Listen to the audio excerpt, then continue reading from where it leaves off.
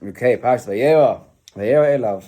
Very sorry for not having any printouts. My printers were working against me today. And I thought to myself, I don't have printouts. Should I even bother giving the shir? And I thought, still go ahead. So Vayero Elav Hashem. The parsha starts off literally where we left off last week. Avraham Avinu did bris milah. And there's no like Vayachad V'Ama'ela. It's literally... And also doesn't mention his name. Vayero Elav. Vayero Elav. Exactly. Continuing from... Exactly. It's like... Yeah. Because the Torah itself is continuous. And Chazal split up the parshiyos according to whatever reason that they saw fit to do so. Yeah. And in fact, the parshiyos were split up very differently by those, I think it was Eretz Yisrael and Bava. One took them 3 years to finish every cycle, and the other took them 1 year. I can't remember which one's which. But Obviously, is that because they split them up differently? Yeah, I'm almost positive that they did. Maybe they didn't split them up at all. The ones that done 3 years, they just went by the. Maybe, but I wonder then how they did. I mean, because even the what we have today, the chapters, they were done by priests. The psukim is a Messiah where pasuk finishes, where it ends, and the tamim. But as far as grouping the psukim together in chapters, that was done apparently by priests, by Christian priests. What? Yeah, the actual parakim, chapters. Why would they do this? Because for referencing, it's easy for referencing. They did us a favor, but I'm saying that we didn't see any particular, kind of advantage, particularly because the Torah Did the priest named them as well? No, I don't think so. No, almost practically certainly did not. Surely it can't be. But sometimes people will ask like, oh, well, why is the chapter done like this?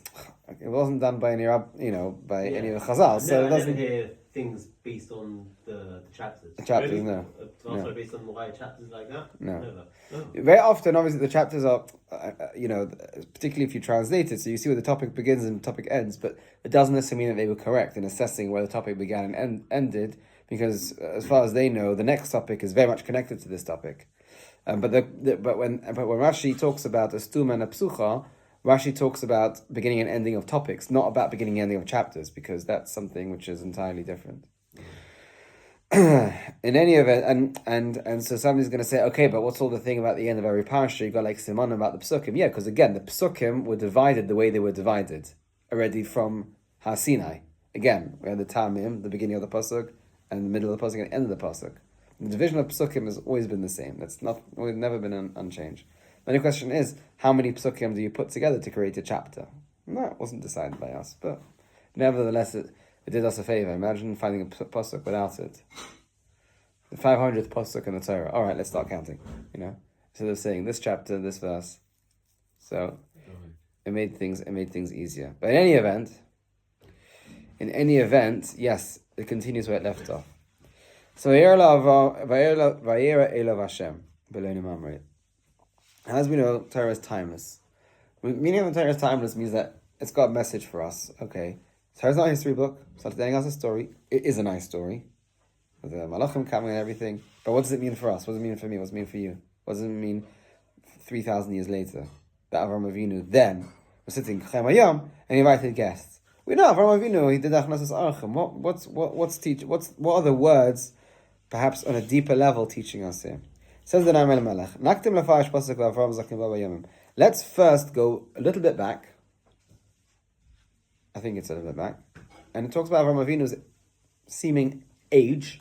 It says baba yomim. He was getting on with his life. Baba yomim. I'm looking for another thing. Oh, which one? No, the pasuk. Yeah. No, Noam Elimelech. Yeah. Sfariya's. Yeah. Okay. This is the beginning. Baba Yamim. I think we might have one here. Coming of age, Baba Yamim, no? Baba Yamim. It's best translated as coming of age, indeed. Whether that's the correct translation, we'll see in a second. And maybe a Pasha Pshat, that is what it means. He's coming towards the end of his days. Baba Yamim is coming towards the number of his days, towards his days. When they say, and these were the years, these were the days of so and so. So that's what it means with the Pasha Pshat. So he says like this. On a deeper level, what does it mean? The Hinei, And the following two words are words people often use to describe teachings of Chassidus. Ha'olamas ha'elyonim, the higher worlds. In Yiddish they say hecher zachen, higher things floating in the sky. Ha'olamas ha'elyonim, the higher worlds, nekorim yomim, they are called days. V'atzadik b'kdushosai, and a tzaddik when he acts with holiness, magia ad ha'olamas ha'elyonim. Through these acts, his presence, his mind, his focus, his awareness reaches these worlds. He may be physically here, but he's not really here. I heard in the space of 24 hours yesterday twice, and therefore I think it applies here. The teaching of the Baal Shem, that where a person's mind is, that's where he is. That's where he is completely. Which means that we often find ourselves in situations, particularly boring situations, I hope these are not one of them, that our body is here, but our mind is elsewhere. I remember when I was in school, I remember always used to say, you're busy davening, but your mind's already, on the roller coaster in God knows what theme park, yeah? You're not really here. And whilst it's a cute and funny way of saying it, it happens to us all the time. I find myself often starting Shemona Esrei with big kavanah, and suddenly I'm like, how mind was ever in school when I was in literally never. That's the problem. Yeah. I find myself like 3 brachos later, I'm like, hold on a second. When was the last 3 brachos? Where was I? Right, because my mind wandered because I was thinking about this and that. And it may be that I'm even thinking of the meaning of the bracha, and I get carried away with the meaning of the bracha to the point where I'm already in another bracha and I'm not there. My mind is still 3 brachos back. And whilst that may sound like an amazing thing, but that's a lost opportunity. Because I can't be like, oh, cancel that, I wasn't there. Let's do that again. Doesn't work. You gotta go back. Or to the beginning, depending on what. And also it depends which brachos, because certain brachos are ma'akiv and certain brachos are not. If you don't focus, you have to the first one, I don't know about the first 3. I know about the first one, Magen Avraham. If you don't focus, it's no good. Oh, I thought the first 3. It's possible the first 3. I had the first one because that is really the crux of the bracha, what it means to be a Jew. Right. And the rest, meaning the bracha Magen Avraham in itself, is literally about Avraham Avinu and Hashem. Avraham, Yitzchak, and Yaakov, and Hashem. Machayim Mesim and Kala Kodesh are things which are very elevated. So one cannot necessarily be faulted for not understanding it properly or not being there properly. But you can understand the fact that you are a Yid and you come from Avraham Avinu. And if you don't believe that, then why are you here? But the fact that Machayim Mesim and Akel HaKodesh, those are things pretty far removed. I mean, the concept of Tchias HaMesim, yeah, we believe it on an intellectual level, but we haven't seen this reality so much, so it's not so real for us. And, as much as we experience the seasons, things dying and being reborn again. And Akel HaKodesh, again, this concept of Kedusha is very often seen as something elevated, something beyond, something I don't really understand, something that I'm working towards. For a lot of people, Kedusha isn't understood. And sometimes we have an experience which we say, this is the experience of Kedusha. We feel it, but we can't put our finger in it because that ultimately is what Kedusha is. It's undefinable. It's you can't pinpoint it because the moment you pinpoint it, it's already not elevated because you can focus on it. You can put it in a box. You can create guidelines of what it means in black and white. But that Kedusha is always, that's the idea of Kedusha in itself. Those who particularly learn Gemara and Kedushin, referring I think to the first Tosfos on Amud Beis, if I remember correctly, explains the language of Kiddushin really means that separated, focused, and we are engaged with each other and everything else falls away. So really, a good definition, unfortunately in many words, for Kedusha is a positive focus. When I am focused and I'm committed is probably a right word, particularly for marriage, I'm committed to this goal of ultimate good, of connecting with Hashem. That's what Kedusha is. But you can also be adversely committed. In fact, another word for Zion and the Torah is Kadesha, which sounds very much the same. But again, it's the idea of complete focus, because people are completely consumed when it comes to those things. But it's for the wrong reasons. So coming back here, he says that tzaddik in his holiness magia de lomas elyonim, when he is committed, when he is completely focused on it, he reaches the upper worlds. He's completely immersed in the experience. V'zehu av Avraham zokim. Avraham was old. What does it mean he was old? It doesn't mean he was old necessarily. He was full of Vaigi. He was alive. He was being machnas archim. He had gone through Bris Milah, and somehow he found the life energy to still go out on a hot day. So it can't be zokin that he became an old withered man. That can't be the meaning, because we find for many years after this, Avraham Avinu is active, very active. Akedah, he's trekking 3 days to get to Har Maria. It just means maybe that he's been around for a long time. So he's been around for a long time. What does that usually mean? Does that mean it comes with life experience? Yeah. So Zokain, says the Noam Elimelech, Zeh Kona Chochma. Zokain is short for Zeh Kona Chochma. Right. He acquired wisdom. Baba Yamim. Batzalema, Ad Shehigia El Halam Yonim. Chochma, wisdom, means seeing beyond what there is at face value. And it's a whole thing in itself.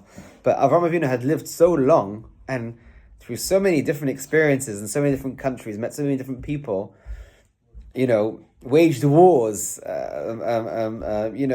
acting, facing so many difficulties of putting all his various positive qualities to the test. Like, are you going to say, I'm applying the same measure of kindness here or not?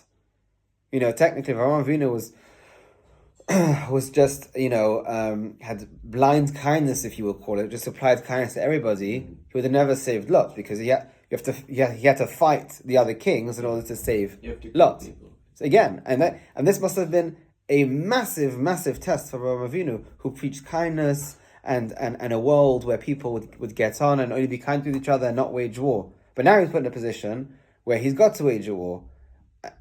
Because why? Because he loves his nephew. So what you say, loving your nephew is more important, and you can imagine what was going through his mind. I mean, on our infinitesimal level of how we see it, Avraham Avinu living his awareness of constantly trying to change the world with kindness and stop human sacrifice and stop stealing from each other and be kind to each other, even to the point where the people of Sodom, who are very, very bad people, even for them Avraham Avinu davened. And I wouldn't be surprised if Avraham Avinu had heard of Sodom's reputation before he saved the king of Sodom, but still fighting to save the king of Sodom. Maybe one of the reasons he prayed for them is because he didn't realize how bad they are. Maybe. I'm just saying. Maybe. It is possible. Maybe but if you realize how bad they are, he wouldn't have prayed for them. I think that even if he would have realized how bad they are, he still would have saved them, because we find that he prayed for them. Even when Hashem said, these people are evil. Hashem is saying, these people are evil. They are bad. They gotta go. Sorry, they gotta go. And Avraham Avinu had the audacity to daven and say, oh Hashem, please, if there's 10 in every city, if there's 10 in all the 5 cities, if there's, and Hashem entertained the idea. It doesn't mean that Hashem said, oh, I'll play along. I know what the end's going to be anyway, so I'm just going to play along. Yeah, if there's 10, I'll save it. If there's 9, no. This was serious. This was a serious conversation where Hashem entertained the possibility of saving them simply because Avraham Avinu davened, showing the power of prayer. That even people are evil, even if other people are getting hurt as a result of them continuing being alive. The story of we'll go completely off topic. We'll come back in a second. But the story of the girl who gave tzedakah to a poor man, and the punishment for her kindness in Sodom was to dip her in honey and put her on the roof, and she died from being stung by bees. I mean, we're talking about a society that punishes for kindness, and here's Avraham Avinu, who's the paradigm of kindness, davening for them to be saved. It boggles the mind. I can't wrap my head around it at all. For Hamas, I mean, that type of thing. They probably Hamas aren't even as evil as them. Well, Hamas in itself is a very, very interesting topic. I saw was it last week? I was listening to Shir. The Avraham HaKadosh goes through all the different translations for the word Hamas, Right. and he says, I don't know if you've seen it. I saw one says that He says, in the end of days, you will see that they are all the above. Right. They are murder, kidnap, rape, thievery, everything, robbery. They are everything. And they gave themselves the name. And they gave themselves the It's name. unbelievable, eh? How dumb do you have to be on it, really? Huh? Maybe learn Hebrew before you give yourself a name of the worst kind of human being in the world. Chances, like, you could have chosen any name, right? Yeah. I mean, Hezbollah. I don't know what that means, but anyway. So coming back to the topic, we're talking about Avraham Avinu, who he acquired wisdom. He managed to go through all these life experiences, and he's seeing, here I use my kindness, here I hold back a bit of my kindness, and still after this experience, he saw it fit to daven for Saddam. But David HaMelech Olav HaShalom, we find the same thing with David HaMelech.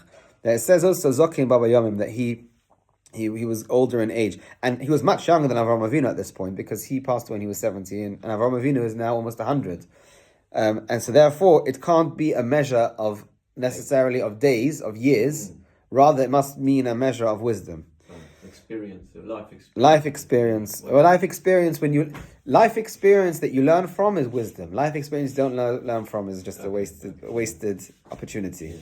You know, you have there are a lot of old people that walk around with life experience, but they haven't learned anything from it. Correct. So it's mamash chaval. 100%.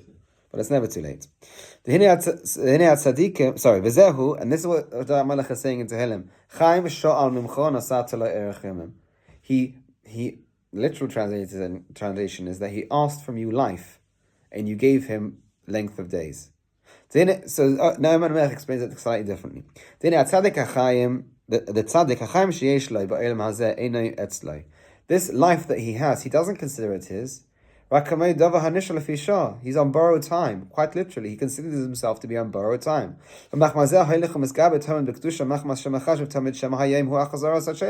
Maybe today is my last day. And so he lives literally life to the fullest, savoring every single moment of opportunity and infusing it with meaning.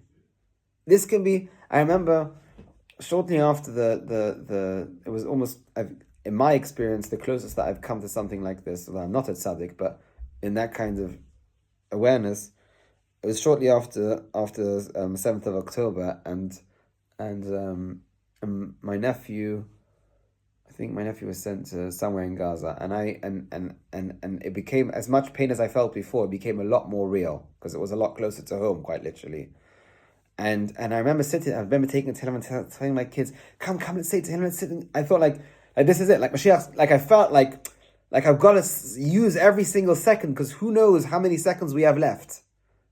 And it's that kind of, I guess in that sense, it was a lot of like infused with a little bit of like anxiety and whatever else it is. But for the tzaddik, he's so appreciative every second. All he can do is, the only way I can thank you, Hashem, is by like using every single second that you give me, which I consider borrowed time. I don't deserve to live, so as a tzaddik. Every second that you give me is a gift. So they say today is a gift, that's why it's called a present, you know? Every second. And so therefore, when he experiences life, experiences every single moment in his day, he might be physically here, but his mind is completely elsewhere. So, but I would say not burdened, but overwhelmed with gratitude and a clear realization that I'm on borrowed time. We're all on borrowed time. And who knows if today's the day that Hashem asks for it back. This is what it means that he borrowed. It could be, sha'al can mean ask, but a shayel in the halachas of a shaymer is somebody who borrows something. So that person has certain duties. That the tzaddik considers his life something borrowed. That is why you gave him lengthy days. And that is how he was able to be Zeich Olam Haba. What does it mean, Arichas Yom? People say Arichas Yom all the time. They wish people on Yotzat for their parents, Arichas Yomim, Chaim Aruchim. What does that mean? It means a long, long life. I knew an old person who would complain and say, it's good to become old, it's not good to be old. And I'm thinking to myself, the parents should live till 120 and beyond. If somebody would wish me, a lengthy days, I think to myself, I don't want to be bored in the end of my days. But that's not what Arich HaSiyam means. Arich HaSiyam means days which are savored, which are full, which when I think our mind can make our days so much fuller, it's just because I keep on finding myself, oh, it's Monday again. Oh, it's Monday again. It's like that movie Groundhog Day. It's just, oh, we're here again. I'm thinking, well, what's happened since last week? But when I actually think what has happened since last week, particularly having gone through a Shabbos, having gone through days with meaning, suddenly it's like a lot fuller. Physical experiences, when you add them up, they tend to be quite quick. But if your mind is somewhere else, you can think a lot more than you can do in 10 seconds. In 10 seconds, I can travel through all the places I've been in the world, my mind. And so you can imagine what a tzaddik can do in 10 seconds. And so when he considers it to be borrowed time, he fills it up, full of meaning, full of experience, full of feeling, and attaches his feeling to his thoughts, going back and forth. And that's what Arich HaSiyam means. Arich HaSiyam means days which are filled with meaning, filled with purpose, filled with connection. This is what the words that Hashem appeared to him mean. And he's sitting at the entrance of the tent, which is literally translated the heat of the day. What does the heat of the day mean? Even though Avraham was physically here, physically in this world, but really his mind, his presence, is where he wanted to be. He was not here with his mind, with his intentions, with his feelings, with his thoughts. That is what the heat of the day means. There was a fire burning, a warmth, such an embracing love and warmth from Avraham Avinu. This connection and love and fire that he felt for Hashem is something he wanted to share with everyone. And that is why he was looking to bring people in, because he was experiencing this utter closeness after having gone through Bris Milah, which now has removed a certain blockage, and he has now become Avraham with a hey, and that he wanted to share. It had to be this fire. He had to have gone through Bris Milah and what that meant for him. Because think for a second, Hashem is promising him. He says, yeah, you have Yishmael, you'll have another son. Okay. But the organ that you're going to use to have another son, I'm going to cut a piece off. And and I'm 100 years old, and my chances aren't great anyway, and here I am doing an act but he was so given over to Hashem with such ultimate love and faith, not blind faith, real faith, having gone through everything that he went through, and say, you've carried me till here, I don't know where this journey leads, but it doesn't matter. I'm with you. And that kind of connection and love is something that Avraham wanted to share. It wasn't just about Hachnasas Archim. It was about Avraham Avinu sharing his experience with other people. People would ask Avraham Avinu, they would say to him, oh, this meal is fantastic. Thank you so much. And he would say, what are you thanking me for? He said, thank the one who created the world. Because he saw in that the opportunity of someone is feeling something. They want to express their gratitude. I think people experience feelings a little bit different then, particularly in that part of the world. I feel like, for example, in this country, it's almost like, I've got this uncomfortable feeling of owing somebody something, so I have to say thank you. How deep that reaches gratitude, or is it discomfort, or is it maybe a little bit of both? What is this feeling of gratitude? It doesn't sit very well. I'm not quite sure what to do with it. But regardless, it's a feeling that deep down, if we fully experience it and use it as an opportunity for benching, because that is where benching comes from. And they would bench Hashem. That is Zimun. That's exactly the idea behind it. Avraham Avinu wants to teach people, use whatever positive feeling you have, and direct it towards Hashem. And in fact, although that's not what he was teaching, throughout the many ages, the tzaddikim, the neviim, taught us, you've got anger? Right, use it. Say, Hashem, I'm angry with you. I'm angry about this. Talk it out. Use it. For some reason, it's become a very, almost taboo thing to like say that, like, I'm upset with my situation. Oh no, gamzul teva. Just gamzul teva. What, you think Nochamish Gamzu never experienced a bit of frustration and upset? I don't know. I didn't know Nochamish Gamzu. But it can't be healthy to push every single feeling other than gratitude away, because then you haven't lived. You haven't lived through all your different experiences and still brought it back to Hashem. You're stifling yourself. You're not allowing yourself to mature. That can't be someone who acquired wisdom. It has to be that you've worked through a life of difficulty, desperation, happiness, sadness, anger, and everything that goes with it. And that is what Avraham Avinu, at this point in his life when he was 100 years old, and he was still burning with a fire of serving Hashem and the love and the warmth, and that's what he wanted to give over to other people in all directions, because his tent was open all four ways. And he knew somebody might be coming from one situation and easier to connect. Somebody might be from a complete opposite situation where, and if you're really upset and you're really down in the dumps, and someone is dancing and singing, jumping up and down, you want to do nothing more than to punch the guy in the face. But somehow Avraham Avinu managed to connect to even those people, because that was his mission. Everyone who, wherever they're coming from, I'm going to bring them to a place where they can really be connected. So that's the end of this piece. It's fire, literal fire. I mean, it's fire. There's another piece here, but I want to actually go to the next piece, jumper piece. We've got another 10 minutes. Vayero Hashem. So it's the piece that starts the Hinei Kisha'Allah. I think it's probably piece Gimel. I don't know how it's numbered there. The Hinei Kisha'Allah, yeah. Yeah. How much further is it from the first? Not that much. It's a paragraph, but I don't know how it's split. If you want to give me your phone, I can show you where it is. Maybe you went right for it quickly. So, That's where we finished, I think. yeah.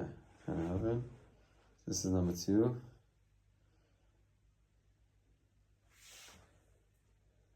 Here. Hinei Kisha'Allah. Sorry, I was looking at the beginning of the line. Yeah. So the Hinei Kisha'Allah b'tzaynes b'ach levarei sa'olam lehetiv levayrov. HaKadosh Baruch Hu felt the need to be kind to others, and he said, "Well, I'm going to create a world where I can be kind, where I can create a wonderful experience and life for other people, for other beings." When he wanted to do that, it doesn't say when he created the world. It said when he wanted to, when he had the will to create the world. Already from then, in order to bestow kindness upon other people, you have to create the space for them to be. So what that means is, if I want to be kind to someone, I want to do what's good for them, I need to recognize what they need, and in order to recognize what they need, in their space, what they need, not what I think they need. On their terms. Yeah, I think anyone who's married can understand what I'm saying, particularly. But even somebody who's not married, somebody who has friends and is a good friend, not a friend who's a friend for their own selfish purposes, but you got a friend who, I don't know, is depressed, really depressed, and just can't get their life together and is stuck in bed all day. Not to say hasn't showered in days and whatever. And some people will say, all they need is kick up their and get. That's what you think they need, because that's a quick fix. You know what they need? They need a hug. They need to just sit there and not say anything. That's really what they need. They need kindness. Or just ask them, what do you need?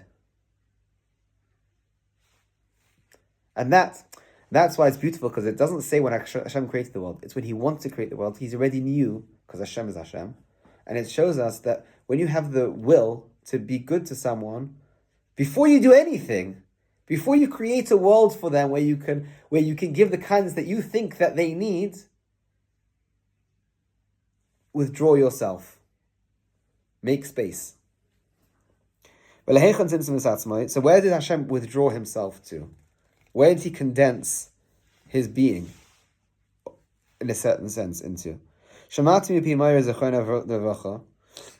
I heard from my Rebbe, I think the Noam Elimelech's Rebbe was the Maggid of Mezrich, Dov Ber, I think, was the Talmud of the Baal Shem, because the Noam Elimelech was the third generation, Baal Shem being the first. He said, this is why I heard.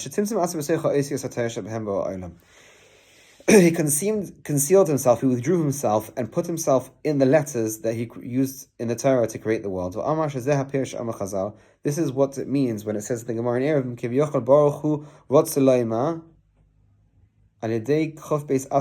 through the 22 letters of Aleph Beis, the only way HaKadosh Baruch Hu can exist in this world is through the letters of the Aleph Beis. And what that means is the following. The tzaddik who learns Torah just for the sake of Torah, just for the sake of connection, the sake of revealing the love and the warmth within the words of Torah. He is as it were bringing geula to Hashem by taking out this emotion and this love and this connection from the words that are there. Somebody who doesn't really understand this and know this can never experience true happiness learning Torah, because it's just academics. Just like how the Aleph Alpha, there's biology books and physics books and maths and history and all other and languages, and that's knowledge. This is knowledge with feeling. It's a mind and a heart in one. In fact, I heard last week that apparently the heart itself is a mind, but that's the thing for itself. Look it up. There's a lot of interesting articles on that. But anyway, when the tzaddik is bringing it out, because the tzaddik craves connection. If the tzaddik craves connection, the tzaddik can connect to as it were HaKadosh Baruch Hu's will being contained within the letters of the Torah. And when he reads those words and connects to that meaning and connects to that feeling, suddenly you're overcome. Why are you overcome? Because it's hidden in there. That is the goodness which HaKadosh Baruch Hu hid. It's the light which Hashem hid. Light illuminates but brings warmth. The sun brings warmth and fire and so much else. And growth. And wakes people up. Mainly. He brings a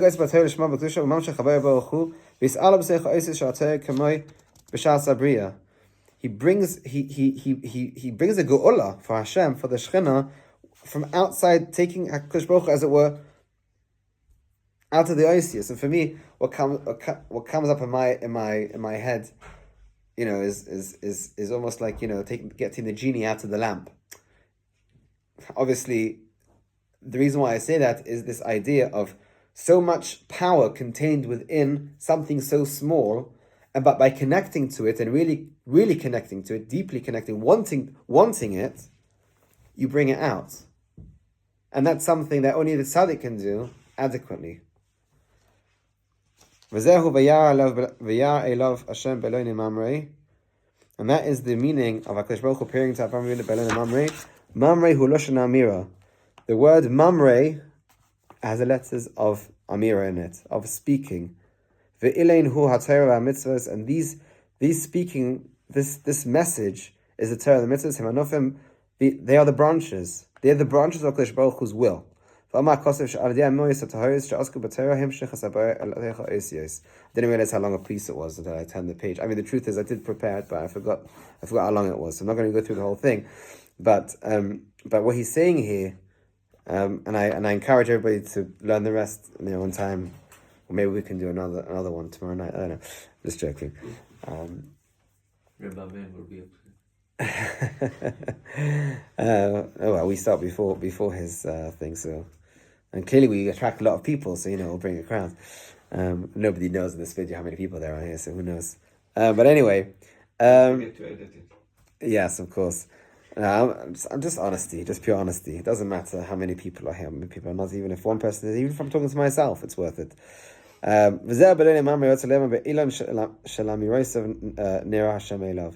the tree, of expression of speech. HaKadosh Baruch Hu appeared to him. And what this means on a very, I guess, simplistic level, an amira connotes a specific form of speech.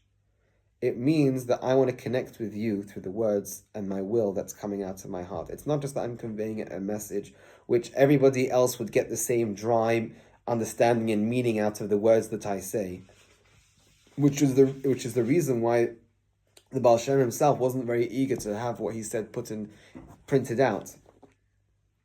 Because when you read it, you're just reading it as words, a lot gets lost. And it's not even getting lost in translation, because you're writing down the exact words that he's saying.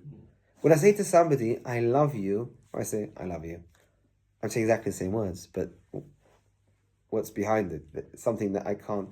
That's probably why they started with emojis, because, to convey a certain feeling, emotion behind the word that I'm trying to say. Now, people sometimes go a bit nuts, particularly older people. They discover emojis, but also refers to a specific place. So in its simple meaning, it refers to a geographical location. Do they know where it is?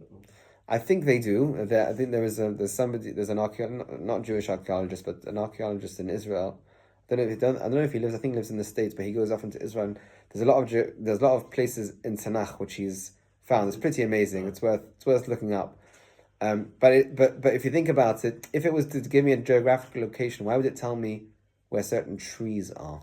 I mean, trees are here today, gone tomorrow. They don't last very long, right? The name of the place, because it's the place that came by the tree that was. Right, correct. You have places that are famous for certain things, but I don't know of any other place a place that has a fancy rock. They call it something. Right, but rocks are eternal. A mountain is eternal. It's not going anywhere. A tree, definitely after hundreds or even 1,000 years, might not be there. So therefore, it must be that there's more that below the surface. As teaching me. Yeah, deeper meaning. Yeah. So it's. I don't understand how people can live their life without the light and the fire of Chassidus, because you'll never see Parashas Vayero the same way again when you understand what Hashem wanted and what Avraham Avinu. And there's so much to learn from just words that seem so simple, but there's so much, and I probably don't even scratch the surface of what he was even trying to say. I think that's what he was trying to say. I hope it's what he was trying to say. I hope I didn't get it wrong. But who knows? There may be so much more to see. Thanks for joining. Hashem next week.